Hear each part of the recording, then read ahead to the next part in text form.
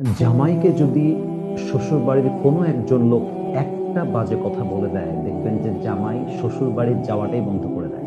শ্বশুরবাড়ি তালাক, জীবনেও যাবে না। 10-20 বছর যাবৎ কথাও বলবে না, শ্বশুরবাড়িও যাবে না, সম্পর্ক একদম শেষ।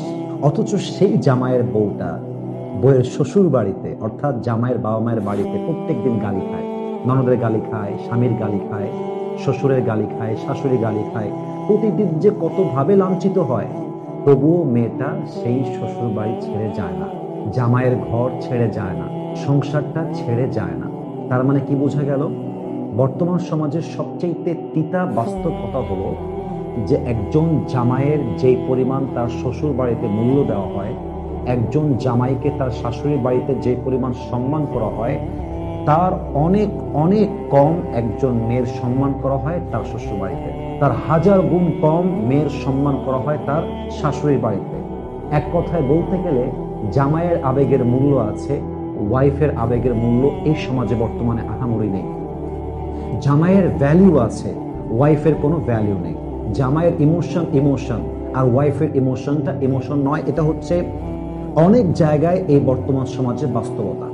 জামাইকে গালি দিলে জামাইয়ের ইগোতে লেগে যায়, কিন্তু বউ প্রত্যেকদিন গালি খায়, কেউ কোনো কেয়ারই করে না।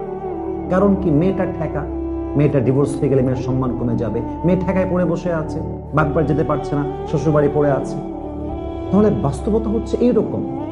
আমি এবং আমরা সবাই যা বলি, আমাদের ভেতরটা কিন্তু আসলে এমন নয়। আপনিও হয়তোবা সেই কাতারে, আমিও সেই কাতারে।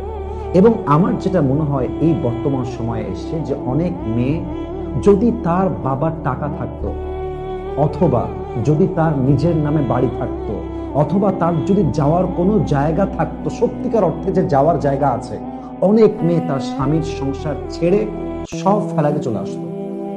কিন্তু আসবে কেমন করে? বাপ মা গরিব। আসবে কেমন করে? তালাক হয়ে ডিভোর্সি হয়ে যাবে। আসবে কেমন করে? অপারগতায় টিকে আছে। স্বামী ছেড়ে একটা মেয়ে যাবে কোথায়? আপনারাই বলেন। একটা মেয়ের জন্য তো স্বামী ছাড়া আপন পৃথিবীতে আর কেউ হতে পারে না, হয় না তো। আর একটা বিষয় বোঝেন, যেটা আপনারা হয়তো আগে ভাবেন নাই, একটু ভাবেন যে একটা মেয়ে স্বামীকে ছেড়ে কোথায় যাবে? বাবা মায়ের কাছে, তাই তো? কিন্তু খেয়াল করেন, ওই বাবা মাও কিন্তু স্বামী স্ত্রী। মায়ের জন্য বাবা হচ্ছে স্বামী, আর বাবার জন্য মা হচ্ছে স্ত্রী। ওইটাও কিন্তু স্বামী স্ত্রীর সম্পর্ক। তার মানে কি? আলটিমেটলি একজন মেয়ের সবচেয়ে বড় আপন ঠিকানা হচ্ছে বাবা মায়ের বাসা নয়, স্বামীর বাসা হচ্ছে তার আসল ঠিকানা। এটাই হচ্ছে বাস্তব। তাহলে আমার যেটা মনে হয়, এই পয়েন্টে এসে আপনার বউ যদি সত্যিকার অর্থে এফোর্ট দিচ্ছে, কাজ করছে, trying best, giving the best effort as much as she can provide, যা পারে সে করছে, আপনি তাকে গালি দিবেন না, বাজে কথা বলবেন না, সংসারে অশান্তি করতে যাবেন না। আর নিজের ব্যক্তিত্বের দাম আপনি দিতে রাজি আছেন, বাট মানুষের ব্যক্তিত্বের কোনো দাম আপনার কাছে নাই। আপনি কিংবা আমি যেই হই না কেন, আমরা ভালো মানুষের বাচ্চা হতে পারবো না। এজন্য আমি এটা এর আগেও বলেছি, আপনাদের মাধ্যমে ফেসবুকে বলেছি, আমি আজকেও বলছি, সংসার যদি করতেই হয় সুস্থভাবে করেন। আর যদি সংসার না করা যায়, সুস্থভাবে বের হয়ে আসেন।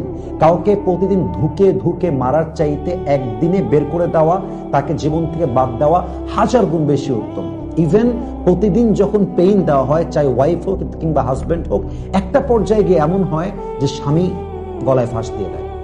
ইভেন বেশিরভাগ ক্ষেত্রে মেয়েরা গলায় ফাঁসি দিয়ে মরে যায়। এরকম ইতিহাস বাংলাদেশে আছে না নাই? আল্লাহ আমাদের সবাইকে স্বামী স্ত্রীর সম্পর্কে বরকত রাখার তৌফিক দান করুক, সম্মান রাখার তৌফিক দান করুক। সবাই আমিন।